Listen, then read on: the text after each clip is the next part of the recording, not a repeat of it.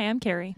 And I'm Molly. And you're listening to the Two Sisters on Adventures podcast. The Copper Ridge Loop, Day 2, Part 2. So when we last left off, we had crossed the waterfall crossing as well as the high angled snow slope.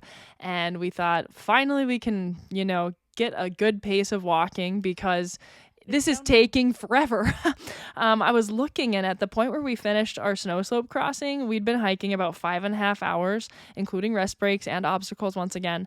And we'd covered about 6.2 miles, which is just unreal as far as what we are accustomed to. I would say normally we could do that in 2 hours and sometimes less than 2 hours. And the crazy thing is, for how we kind of thought this day was going to play out, with the exception of gaining the 1,000 feet at the beginning of the day, everything else had been downhill. So it was just like unreal to us that here we were going downhill and it was taking us so long. But once again, the obstacles in our path were really challenging for us. And then the trail conditions itself were wild.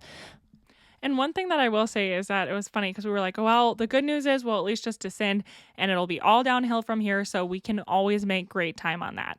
But then the trail became so brushy and so narrow. It was like you couldn't go at a crazy good speed. And I have videos of myself where I'm complaining because there's a trail that comes later.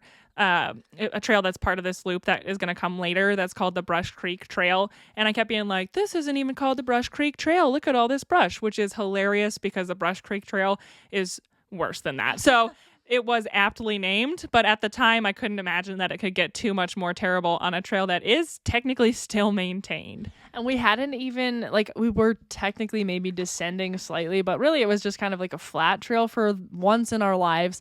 But now the trail was like 10 inches wide. And of course, if you were to step off the trail, it was brushy, but it was just very steep, a couple hundred feet to a valley below. So we had to kind of watch our footing as we were getting whacked in the face with branches and stuff. And so we couldn't really speed through that section either.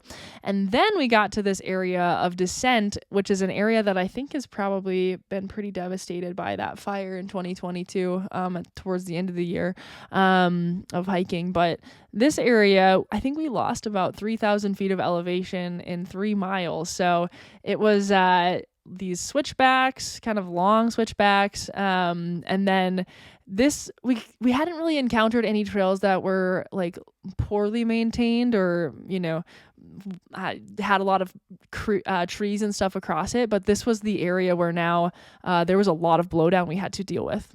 Yeah, so it's kind of funny because, you just make the most of it, right? You chose to be out here, so what are you going to do? Be mad about it?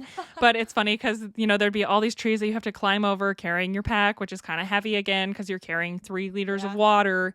And at least we'd eaten food already to help kind of lighten it. But I have videos of Rachel kind of climbing over it. And, you just have to have a good time out there. We got to this one, the trees that were down were just so ridiculous. And we didn't realize it was going to get more ridiculous. But there was this one picture we have, we'll post it. And it was 2 or 3 trees falling on top of each other, and Rachel is on the top of them climbing over, and she looks like a witch on a broom kind of, and we just because it was bouncy, so she was look, and so it was just really funny, and so we just had to laugh a little bit as well, even though we were way behind schedule, and we couldn't even think about the fact that at this point the river crossing, any hope of crossing it early enough in the day where it would be relatively low was over. We were just gonna have to deal with what we found when we got there, but I feel even on this section of the descent, it still took so much longer than we were expecting.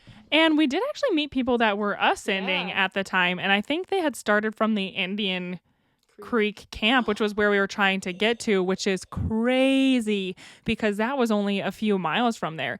And they were basically saying the same thing, we did not expect it to take us this long, and the trail is really hard to find down there, and it is just, we asked them about the river crossing and they were like, well, we crossed the river several hours ago, so we can't really give you very accurate crossing information. But it was kind of oh, so you're saying that the trail may actually get a little bit worse from here on out. And the point at which we saw them, it was probably about 3:30 to 4 p.m. And I think they were going to try to make it to Copper Lake. And I remember Carrie and I were just thinking oh my gosh, well, here we thought that we had the trail was going to be easy from here on out with the exception of the river crossing.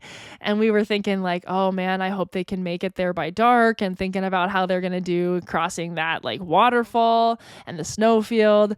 And we did briefly talk, just kind of try to swap beta about the trail. And they did mention to us an area of the trail where there was a lot of blowdown and it was really easy to lose it. And I think the gal was trying to explain to us that there were these pink ribbons we needed to look for. And it was really hard to follow exactly what she was saying, but like what I heard was, okay, pink ribbons, and at some point the trail will be hard to follow and we'll have to pay attention to that. I think that we figured out later that we were thinking in terms of like clockwise and they were thinking in terms of counterclockwise. So she was telling us the information that we would need in the reverse order that we would need it. And for some reason, which totally makes sense because that's how she did it.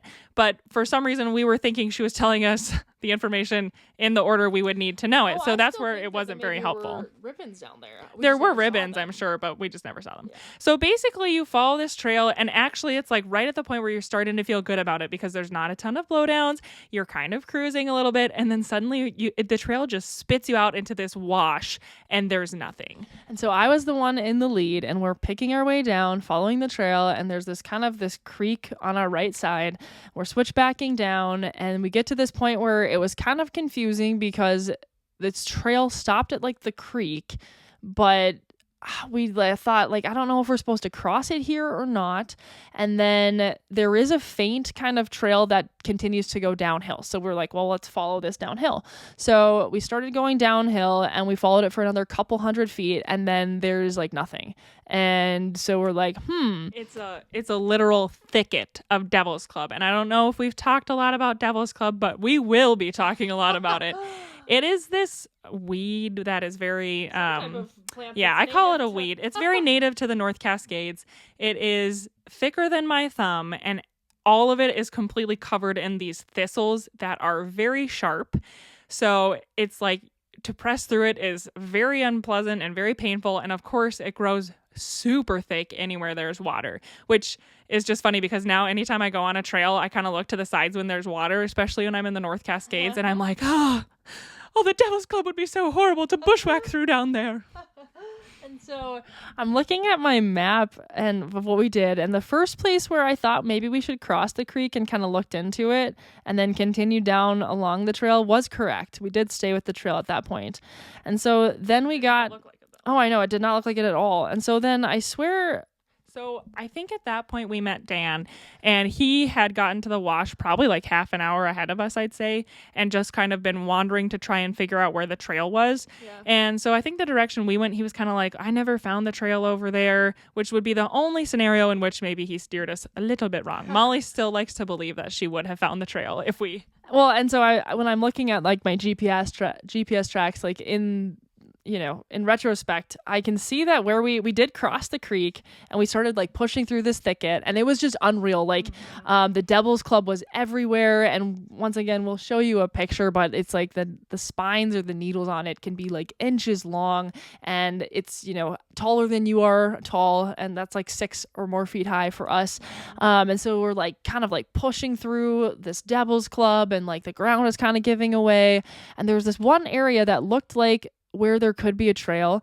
But Dan, he didn't feel comfortable with that. He was like, I think that this is just like a creek bed, and I don't think we should follow it anymore. And so we had kind of connected ourselves to him just because at the point where we were really feeling lost, actually, because we knew where the trail went back up the hill, but we did not know where it continued on from the point where we were. We could not find it. That's where we bumped into Dan, which I think I don't know if we'd said a prayer out loud at that point or if I'd just been saying a prayer silently, but it was really wild how we were just starting to feel like kind of nervous and anxious because at least with the obstacles we had encountered prior to this, we kind of knew how to get across. But when the trail disappears entirely and you're basically in kind of the environment, is the North Cascades considered at all like like a rainforest, like a temperate rainforest. I don't know. When you're in that environment, it's pretty stressful because even like our GPS wasn't working. Like you would look at your GPS signal and it would just be floating around everywhere because the mountains and the trees are blocking out the signal. So yeah, this is an area where we bumped into him and figured, you know what, it's probably better to travel with him than without because more people together equals strong. Well, and honestly, you say that we attached ourselves to him, and I think he mutually attached himself to us. Yeah. Like, I think when you get into that situation, unless you're like just super cocky, you're like, I'm going to stick with the group, because I think he really didn't want to be alone by himself anymore at that point either. He'd been there for a while, and I think he was kind of just like ready to go with other people, and we're all going to commit to the same thing. And he used to be a ranger in the Olympic National Park as well. So his advice was basically like, look, we know where the creek is because we can hear it. Yeah. So let's bushwhack down to the creek and then follow, like go upstream, because we know we're probably like about a mile off of where we need to cross. So let's just bushwhack till we find a good place to cross the stream, and then we can either bushwhack up the opposite bank, or we can just, bushwhack until we find the actual crossing. And honestly, that's not bad advice. Like in hindsight, we can say probably we would have found the trail if we'd bushwhacked a little bit more up the place where Molly was. But ultimately, I mean, it really is not that bad. The one place where you should never follow a stream is the gorge, because it's all waterfalls. In the Columbia Gorge. Definitely, in the Columbia Gorge, sorry. So definitely, that is not always good advice to follow a river, but because we knew what direction we were needing to travel and we knew our general distance that we were needing to travel, following the river wasn't bad for us. So as Carrie and I have told you repeatedly, we are obsessed with the North Cascades. We love it. So we had both read stories about mountaineers where they're going off trail to get to certain objectives, and it takes them hours to go even a mile or two in the North Cascades. And I think when you read those stories, you think, whatever, like that can't be real, like if it was me, I'm sure that I could cover that ground faster, and maybe that's just being naive, and it is, but you read those stories and it's really hard to imagine how that could be the case until you are in that situation. So Dan and Rachel, Carrie and I decided, okay, we're going to go down towards the river, and then we're just going to follow it until we run into wherever the trail is marked for the crossing point. We felt like that would be a good idea. So it took us, I think, about 20 minutes to bushwhack 0.2 of a mile to the point where we could actually see the river. And at this point, I think that Indian Creek and the Chilliwack River actually combine and become the Chilliwack River. Both of those rivers are combined at that point. So we made it to the river and we could see the other side, and it must have been probably 30 feet across, if not 40. And it was flowing swiftly and it was steep, because I think we talked briefly about, well, we could just cross it here and, then follow and bushwhack on the other side of the trail. But even Dan, when he looked at it, he was like, yeah, that is way too deep. When I saw the crossing, I was like, I'm going to poop my pants now. Well, because basically I thought that Dan was going to say, let's cross here. And I was like, that's like a swimming crossing. Yeah. And I'm scared. Yeah. But then it was nice when he looked at it and he was like, there is no way we're doing that. And I was like, that is just what I was thinking. But I was so scared you were going to say a different thing. But then it's like crazy, the bushwhacking we had to do, you guys. I literally am physically I have a scar on my leg that is permanently there, I think, from some of the Devil's Club. Like, that stuff is horrible. And it was funny because, right, you're walking, you're super hot, you're kind of in the zone of like trying to pay attention to where you are. And every step you take, the ground is so spongy because of all the decaying, like, trees and pine needles and all that kind of stuff. Like, it's very fertile, I'm assuming. Yeah. But your feet are like, you're taking steps and it's feeling good, and then your foot is plunging down. Yeah. And so half your body is plunging down, and you've got your pack on, and it's just so uncomfortable and weird. And like I said, we don't really take videos, but Rachel, I'm like so thankful, grabbed out her phone and just snapped a video of us trying to walk through the forest, because it's literally hilarious. And then there was this one spot where we thought we'd go check the river again. And I remember we're crossing this log, and I had very sure footing, but I think my foot hit some moss, and I fell literally from full standing to full sitting on the log, and it like, boom, like jarred me all the way up my spine. And I was kind of like, I'm scared. Not really. But I think everyone was like, oh my gosh, are you okay? And I was like, yep, we got to just keep going. And when we got to that point, we looked again to see if there was a good crossing. And once again, it was just deep and swift flowing. Like, and when I say deep, I mean it's over your heads. Like, you would be swimming to cross it, which would not be wise with the flow. So then the insult to injury is like we had to cross that log a second time. And the crazy thing is, this log we crossed, below it, I think was maybe some stagnant water, but it probably was like a 6 or 7 foot drop if you were to fall off the log.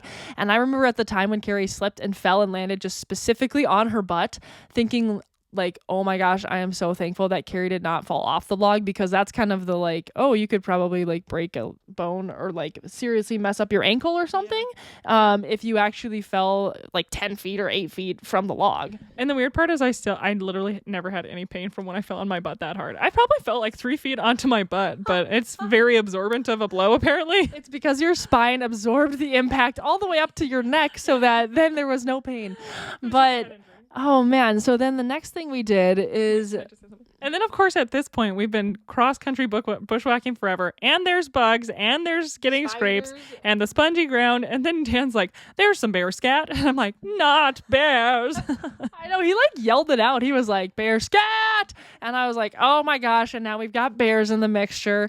So I remember then it was just, once again, ridiculous. If it wasn't the devil's club that was over your head with all those spines that were trying to scratch at your skin, and if it wasn't the ground just literally giving out beneath you, you'd be going knee deep into just like soil and like just organic matter and bear scat. Then it was just all these trees we had to cross. So we just had to start like getting up on down trees and walking on a log until we got to another log, and then walking on that log, and then having to like move branches out of the way. And I just have like traveling on a trail in the North Cascades that's maintained is challenging enough.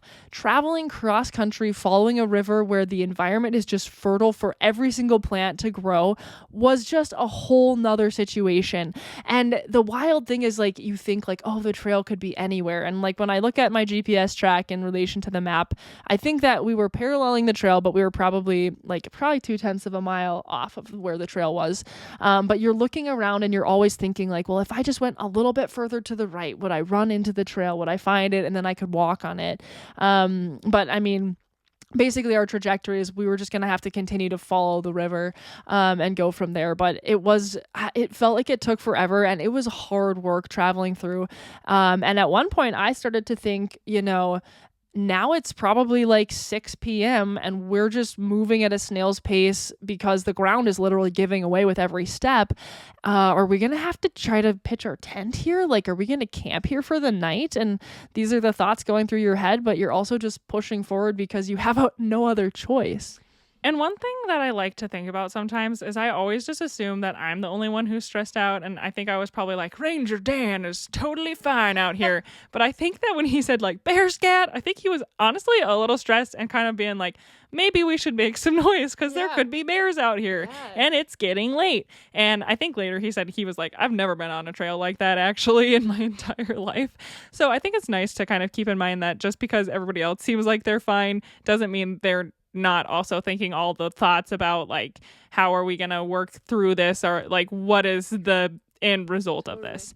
And we got to another point where we looked to see if we could cross, and now it was like the shores were like a little bit more sandy and rocky, and this point the water was still way too deep. But instead of traveling in the legitimate like just the forest with all of the challenges that were associated with that, now we were starting to parallel the river on a little bit more of a gravelly, like the sandy bank. And so we didn't have to deal with quite as much of the like thicket that we were dealing with before. Yeah, and you should know that when you stop dealing with a giant Devil's Club thicket, you are forever grateful. Honestly, the Devil's Club, man, that is aptly named because, oh my gosh. Yeah, anyway. So all of a sudden, we were kind of going to cut across and look and see if this was another good crossing point. And Dan saw those amazing pink ribbons.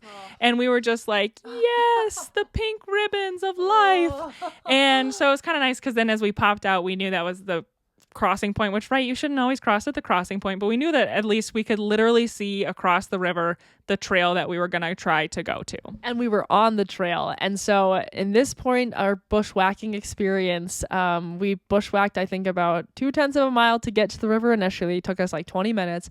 And then we bushwhacked another half mile paralleling the river, which took us an hour. So for less than a mile of bushwhacking, about an hour and a half to travel it. And so we had earned ourselves yourselves the true cross-country North Cascades experience. So at 7 p.m., we're finally about to cross the Chilliwack River. Oh my gosh. That is quite a different time from our pre-planned, what do we want to cross it at 1? Yeah. But honestly, actually not that bad of time for the terrain that we had been on. Oh my gosh, honestly. So it was about 7 p.m. So it was flowing pretty good. And when we first got there, we were like, okay, maybe we need to do the thing that Shelvin has showed us, kind of that one formation. But we only knew how to do it with 2 to 3 people, which I've read later. And you probably could do it with 4 people. You just add them to a different spot.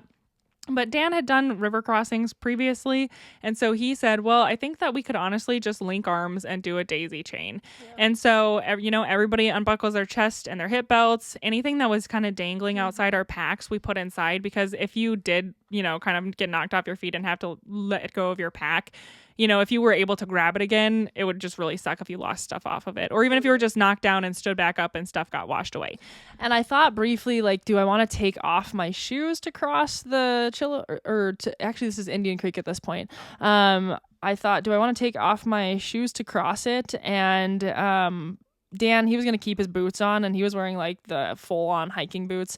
And I thought, like, I don't know, I guess I don't really need to like step on a rock and like have anything weird happen. So we all just kept our shoes on, and that's another kind of hilarious theme of this trip is we never took our shoes off for one water crossing, except for maybe at the very end. And so I would say that about 80% of the time my feet were wet this entire week. And fortunately my shoes dried out pretty quickly, but we had so many different water crossings we had to do that they were just always wet inevitably, and they were wet from crossing the waterfall prior. They had just dried out, and then we were walking in the forest floor, and now we're going to cross Indian Creek.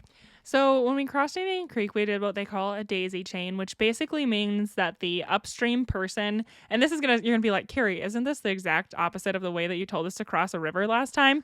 But this is how the daisy chain works. Basically, you put the strongest member of the team upstream, because you are going to cross facing the opposite shore. And you're doing that because you're not solo, right? Mm-hmm. You've made a decision that you're going to go as a group. Mm-hmm. And so you basically link arms with the people next to you, kind of just, as though you're doing the do-si-do. So each person has then one trekking pole that they get to use, or actually no trekking poles. So the lead member has a trekking pole in their upstream hand, then everything else, and the end member has a trekking pole, but everyone else has put their poles in their packs and made sure they're secured, because you're just actually attaching yourself to the rest of your group to work together for stability. And so basically he would tell us, okay, we're going to take a step, and we would all try to step together. So essentially he is diverting the water around us, but you are giving him stability by kind of leaning into him, and he's leaning into his pole. And then you're crossing together as a team. You definitely have to communicate with this kind of movement. And honestly, one thing I still remember is this definitely was over our knees, and so probably to our thighs, and the current was super strong. So all I can say is like kudos to Dan, because he definitely was taking the brunt of that current. But as a team, we were also helping him across, and we were all able to get across safely. And then, as soon as we were like right by the opposite shore, I feel like we just started filtering water immediately because we had run out of water during our bushwhack, but it wasn't like, well, let's just spend some time down at the shore filtering out some water for ourselves. Cause we were, again, it was 7 p.m. when we crossed. That is late. And I just have to reflect on when we stepped into the water, and immediately it was up to my knees. And then after about 4 or 5 steps, we got into the channel that actually contained the current. And this is when I was probably mid-thigh high. And this is for a person who's 5'11". And I remember I have never felt current like that in my life. And I have not crossed a river at this point, again, that has such current. And I remember just feeling like, wow, it really just wants to pull me downstream, and you had to work to counter it. And once again, Dan did an awesome job of breaking the current for us, and then we worked together as a team to cross. But I have to give just a shout out to rivers and appreciation here at just how amazing it is when you step into one, knowing that water is traveling along at a rapid pace, and it wants to pull you downstream with it. And you think about, like, if it were to take you away, like, the river doesn't stop. Like, it continues flowing until it gets where it's going to be and joins with the rest of its water friends. But it was honestly just a different appreciation that I had for that, the power of a river after actually being in one and crossing one like that. And a really cool experience to then take on with a team like we had. So fortunately, we were right at the trail where we crossed. And one thing that's funny is you're like, wait, weren't you guys going to cross the Chilliwack? Yeah. Well, we honestly don't know at what point we crossed Yeah. it. We think it must have just been really braided out and kind of one of the marshy areas we went across, which may have been the sandy, rocky or maybe area. a sandy, rocky area that we'd been on, which honestly is kind of a blessing because who knows if where we would have crossed at the actual trail, maybe would have had to spend time looking for a better crossing point. We don't know. So we crossed the Chilliwack and kind of unknowingly, which is funny. And then we crossed Indian Creek, and Indian Creek was the most major crossing that we had.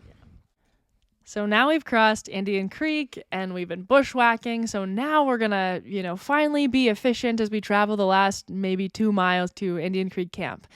But once again, we were wrong. We started on the trail with our soaking wet shoes and were shortly greeted by just a pile of logs literally everywhere. And we had read about how the Indian Creek Trail was pretty notorious for blowdown. It hadn't been cleaned in a while, I guess. But we weren't even thinking about the section just to get to our camp being that way. But we had a couple instances where, there were trees that had just fallen on top of the trail, like parallel on the trail that we had to go around, and points in time where we didn't even know where the trail was.